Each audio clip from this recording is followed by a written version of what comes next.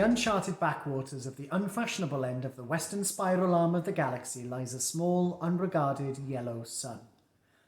Orbiting this, at a distance of roughly 92 million miles, is an utterly insignificant little blue-green planet whose ape-descended lifeforms are so amazingly primitive that they still think digital watches are a pretty neat idea. This planet has, or rather had, a problem, which was this. Most of the people living on it were unhappy for pretty much of the time. Many solutions were suggested for this problem, but most of these were largely concerned with the movements of small green pieces of paper, which is odd because on the whole it wasn't the small green pieces of paper that were unhappy. And so the problem remained. Lots of people were mean, and most of them were miserable, even the ones with digital watches. Many were increasingly of the opinion that they'd all made a big mistake in coming down from the trees in the first place. And some said that even the trees had been a bad move, and that no one should ever have left the oceans.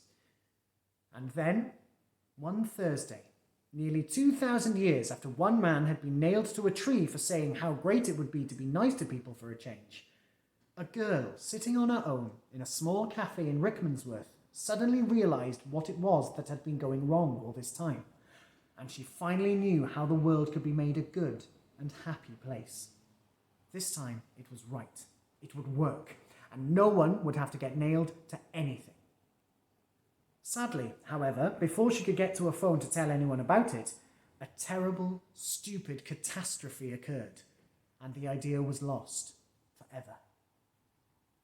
This is not her story, but it is the story of that terrible, stupid catastrophe and some of its consequences.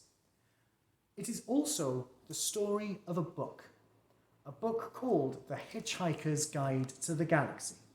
Not an Earth book, never published on Earth, and until the terrible, stupid catastrophe occurred, never seen or even heard of by any Earthman. Nevertheless, a wholly remarkable book. In fact, it was probably the most remarkable book ever to come out of the great publishing corporations of Ursa Minor, of which no Earthman had ever heard of either.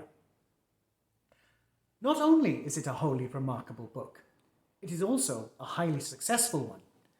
More popular than the Celestial Home Care Omnibus, better selling than 53 More Things to Do in Zero Gravity, and more controversial than Ulon Kalufid's trilogy of philosophical blockbusters Where God Went Wrong, some more of God's greatest mistakes, and Who is this God person anyway? In many of the more relaxed civilizations on the outer eastern rim of the galaxy, the Hitchhiker's Guide has already supplanted the great Encyclopedia Galactica as the standard repository of all knowledge and wisdom. For though it has many omissions and contains much that is apocryphal, or at least wildly inaccurate, it scores over the older, more pedestrian work in two important respects. First, it is slightly cheaper.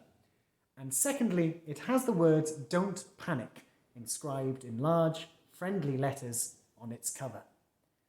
But the story of this terrible, stupid Thursday, the story of its extraordinary consequences, and the story of how these consequences are inextricably intertwined with this remarkable book begins very simply. It begins with a house.